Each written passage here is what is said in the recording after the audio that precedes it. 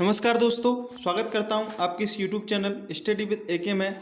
साथियों, रीट शिक्षक भर्ती हेतु जो मनोविज्ञान के अंतर्गत जो सिलेबस में बदलाव हुआ था उसमें आपके जो दो से तीन जो टॉपिक थे वो नए जोड़े गए थे। उसमें से एक टॉपिक जोड़ा गया था चिंतन को इंग्लिश में थिंकिंग बोलते हैं। तो उस चिंतन टॉपिक को लेकर के मैं आपके सामने आया हूँ। साइकोलॉजी के अंतर्गत ये चिंतन टॉपिक जुड़ा है, नया टॉपिक है। बिल्कुल शानदार तरीके से हम इस टॉपिक को अच्छे से पढ़ने वाले हैं। तो दोस्तों, इस वीडियो को अच्छे से देखना और पूरा इस वीडियो को देखना बिना स्किप किए हुए, क्योंकि ऐसा जो मैटर जो कंटेंट है वो आपके सामने लाया हूँ बहुत ही शानदार और उपयोगी होने वाला है।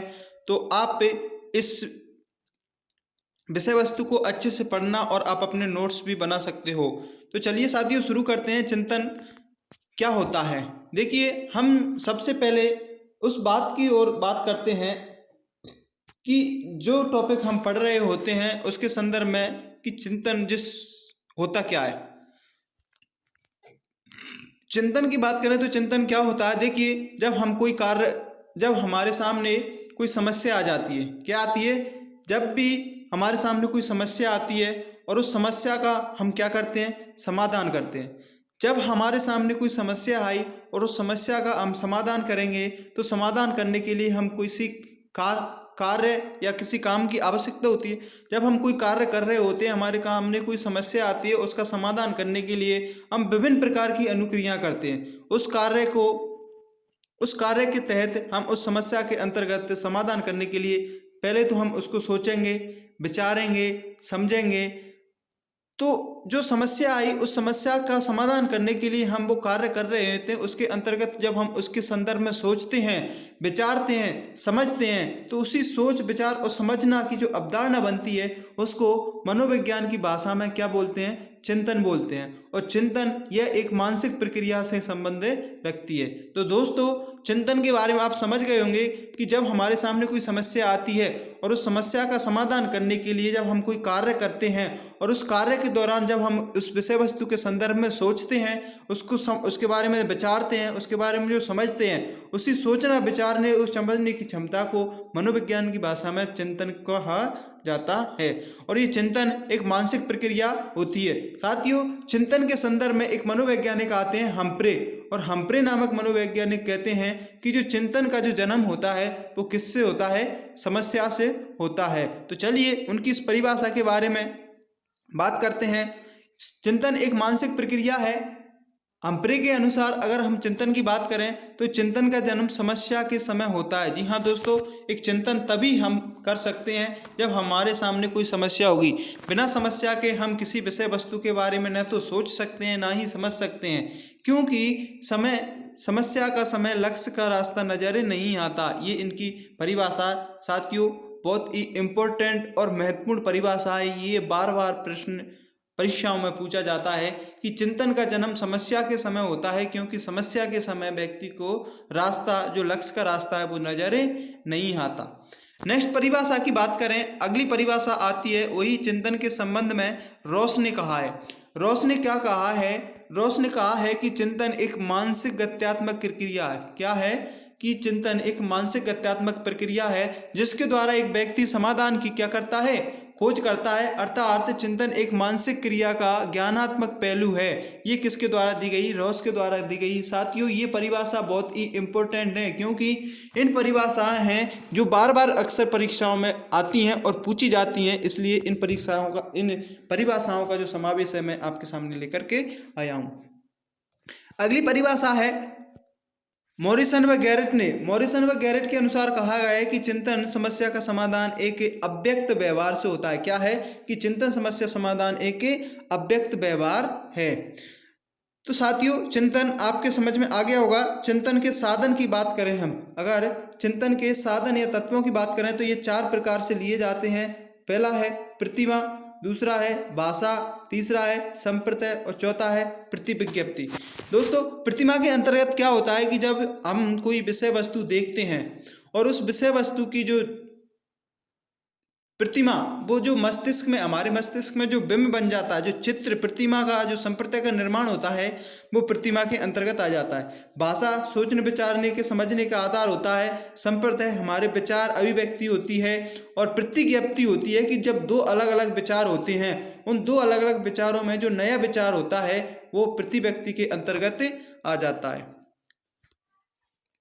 अब चिंतन के प्रकारों की बात करें तो साथियों, चिंतन के प्रकार अगर हम बात करें तो चिंतन दो प्रकार का होता है। कितने प्रकार का होता है? दो प्रकार का होता है। एक होता है शैली चिंतन और एक होता है यथार्थ चिंतन।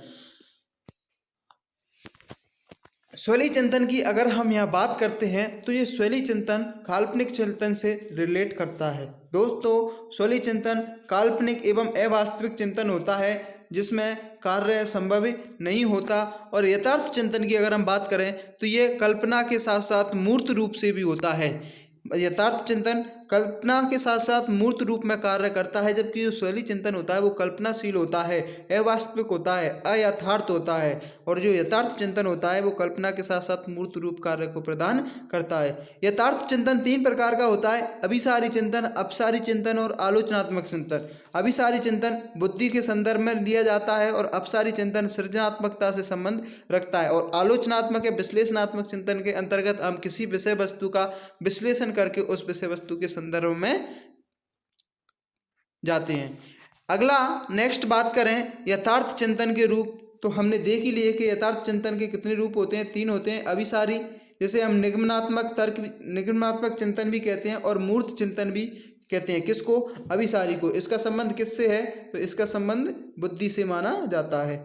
अभी अपसारी चिंतन की बात करें तो अपसारी को अमूर्त चिंतन भी कहते हैं, आगमनात्मक चिंतन भी कहते हैं और सृजनशीलता भी कहते हैं, और ये सृजनात्मकता को दर्शाता है। और आलोचनात्मक चिंतन ये विश्लेषणात्मक गुण व दोष को पहचानने के अंतर्गत आ जाता है। नेक्स्ट बात करें चिंतन की उपयोगिता की। साथियों, चिंतन की उपयोगिता की बात करें कि चिंतन का उपयोग है वो किस किस क्षेत्र के अंतर्गत हमारे आता है, तो काम के बारे में समझना। जी हाँ दोस्तों, चिंतन का उपयोग क्या होता है कि सर्वप्रथम काम के बारे में समझना। दूसरा, समस्या का समाधान करने में चिंतन की बहुत महत्वपूर्ण भूमिका होती है। कार्य विशिष्ट व्यवहार के रूप में चिंतन उपयोग होता है और सकारात्मक परिणाम के रूप में भी हमारे पास चिंतन की उपयोगिता होती है। अब ये चिंतन की उपयोगिता होने के बाद दोस्तों, वीडियो पसंद आए तो लाइक ज़रूर कर देना साथियों, और अपने दोस्तों को भी शेयर करना। साथियों, चैनल पर नए हो तो चैनल को सब्सक्राइब भी कर लें और बेल की घंटी को भी दबा लें ताकि आने वाली हर एक वीडियो का नोटिफिकेशन है वो आपके पास आ सके। दोस्तों, इसी चैनल पर हमारे साइकोलॉजी का मॉडल टेस्ट पेपर भी चल रहे हैं। इनमें से 2 मॉडल टेस्ट पेपर हम सॉल्व कर चुके हैं। तीसरा मॉडल पेपर है वो कल आपके सामने आ जाएगा। तो साथियों, बहुत ही शानदार और उपयोगी मॉडल पेपर जो पूर्व परीक्षा के पैटर्न के आधार पर है और जो अपनी पब्लिकेशन है धीर सिंह दावाई जी सर की, उसमें से वो मॉडल पेपर मैं आपके सामने लेकर के आता हूं। तो साथियों, चैनल पर नए हो तो चैनल को सब्सक्राइब जरूर कर लें, बेल की घंटी को भी दबा लें ताकि आने वाली हर एक वीडियो का नोटिफिकेशन वो आपके पास आ सके। और दोस्तों, ये वीडियो को अपने साथियों को भी शेयर करें ताकि उनको भी ऐसी विषय वस्तु से वो लाभान्वित हो सकें और अपनी तैयारी को मजबूत कर सकें। नेक्स्ट बढ़ते हैं, चिंतन की विशेषताओं की बात करते हैं। दोस्तों, ये बहुत ही कम मिलेगा ये मैटर आपको, मैं अभी बता रहा हूँ। ये मैटर मैंने बहुत ही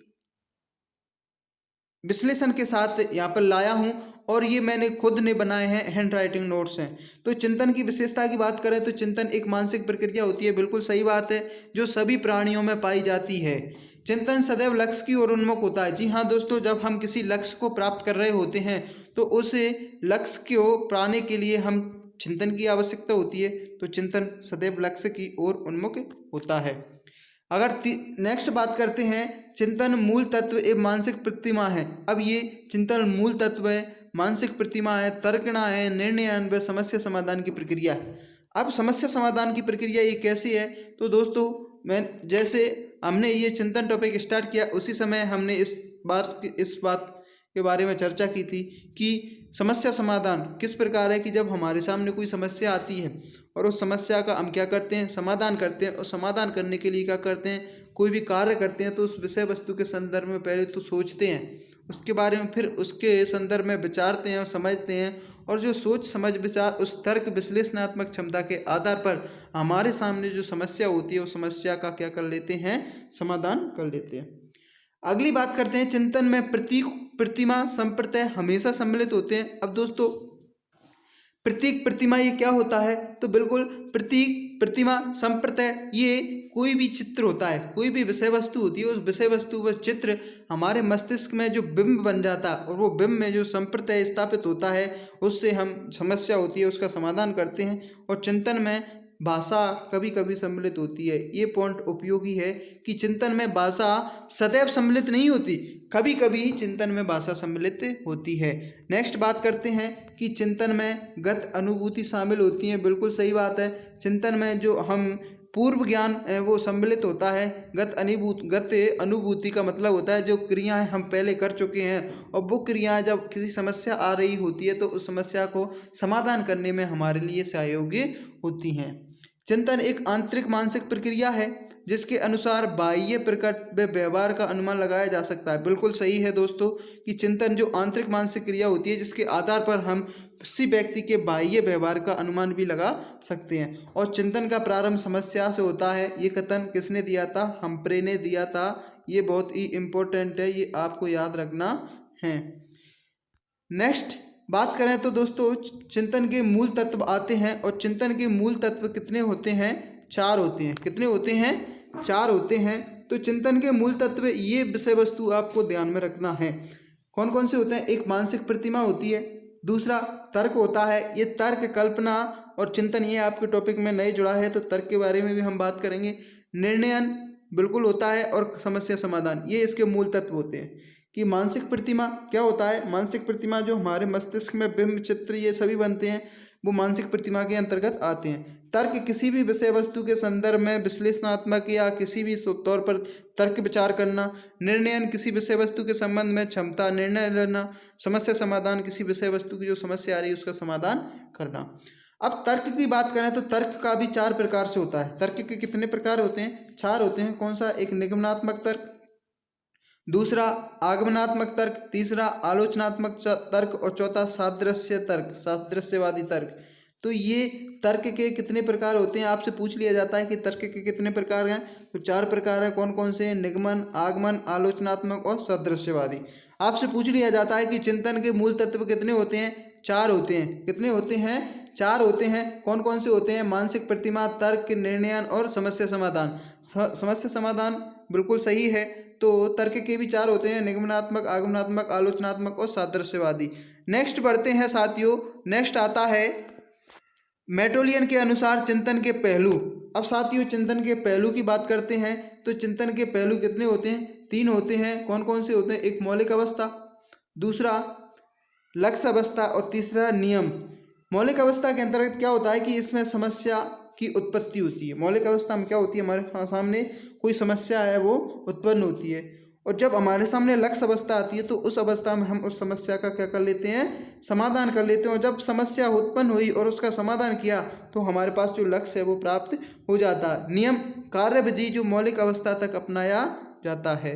नेक्स्ट बात करते हैं चिंतन के प्रकारों की। तो चिंतन के सामान्य रूप से प्रकार हैं वो 4 प्रकार हैं। एक मूर्त चिंतन जिसे हम प्रत्यक्ष चिंतन भी बोलते हैं, अमूर्त चिंतन जिसे हम अप्रत्यक्ष चिंतन भी बोलते हैं, कल्पनात्मक चिंतन जिसे हम सृजनात्मक चिंतन बोलते हैं और तार्किक चिंतन। साथियों मूर्त चिंतन भाषा व नाम के प्रयोग में नहीं होती, ये बालकों में पाया जाता है। अमूर्त चिंतन, इसमें भाषा व चिंतन का प्रयोग होता है। कल्पनात्मक, इसका संबंध पूर्व अनुभव पर आधारित होता है। और तार्किक, ये एक श्रेष्ठ चिंतन होता है जो कि चिंतन का सर्वश्रेष्ठ प्रकार। आपसे यहाँ पर ये प्रश्न बनता है, इस चीज़ को आप अच्छे से ध्यान में रखना कि चिंतन का सर्वश्रेष्ठ प्रकार कौन सा है, तो कौन सा है, तार्किक चिंतन है। नेक्स्ट आता है चिंतन के विकास के उपाय। दोस्तों चिंतन के विकास के उपाय कौन कौन से हैं, इस बात को भी समझना है। तो भाषा ज्ञान पर बल देना ये चिंतन के विकास का उपाय माना जाता है। दूसरा उत्तरदायित्व पूर्व के कार्य को सौंपना। तीसरा समस्या समाधान तथा वाद विवाद विधि का प्रयोग करना, ये चिंतन के विकास को उपाय माने जाते हैं। विचारों की अभिव्यक्ति के अवसर प्रदान करना, ये भी इसके अंतर्गत आता है। खोजपूर्ण प्रश्न कौशल का प्रयोग करना भी चिंतन के विकास के अंतर्गत आता है। और जिज्ञासा की प्रवृत्ति जागृत करना ये भी इसका एक उपाय माना जाता है। चिंतन के सोपान की बात करें, ये प्रश्न बहुत ही शानदार बनेगा दोस्तों, इसको याद रखना है। चिंतन के सोपान कितने होते हैं? 4 होते हैं। कौन कौन से होते हैं? सबसे पहले आता है समस्या का आकलन करना। जी हाँ दोस्तों, हमारे सामने कोई समस्या है, उस समस्या का सबसे पहले तो क्या करेंगे? आकलन करेंगे। उसके बाद उससे संबंधित तथ्य होते हैं, उस संबंधित तथ्यों का संकलन करेंगे। जब समस्या का आकलन हो गया, उसके संबंधों का संकलन हो गया, उसके बाद उसके निष्कर्ष तक पहुंचेंगे। और जैसे ही हम उसके निष्कर्ष तक पहुंचे तो उस निष्कर्ष का क्या करेंगे? परीक्षण करेंगे। तो ये तो चिंतन के सोपान थे दोस्तों। ये था आपका जो मनोविज्ञान के अंतर्गत नया सिलेबस जुड़ा था, चिंतन वाला टॉपिक ये पूरा हो चुका है दोस्तों। वीडियो कैसी लगी? पसंद आई हो तो लाइक ज़रूर करना। बिल्कुल शानदार विषय वस्तु कंटेंट में आपके सामने लेकर के आया। आप अपने नोट्स बना सकते हो, और चैनल पर नए हो तो चैनल को सब्सक्राइब भी कर लेना। चलिए दोस्तों, मिलते हैं अगली एक नई वीडियो के साथ। साथियों, कल साइकोलॉजी का मॉडल पेपर तीसरा आपके सामने आ जाएगा, तो उस मॉडल पेपर को अटेंड जरूर करिएगा, और उसमें जो प्रश्न हैं उन प्रश्नों को सॉल्व कीजिएगा। चलिए दोस्तों, मिलते हैं एक नई वीडियो में। तब तक के लिए जय हिंद, जय भारत, वंदे मातरम।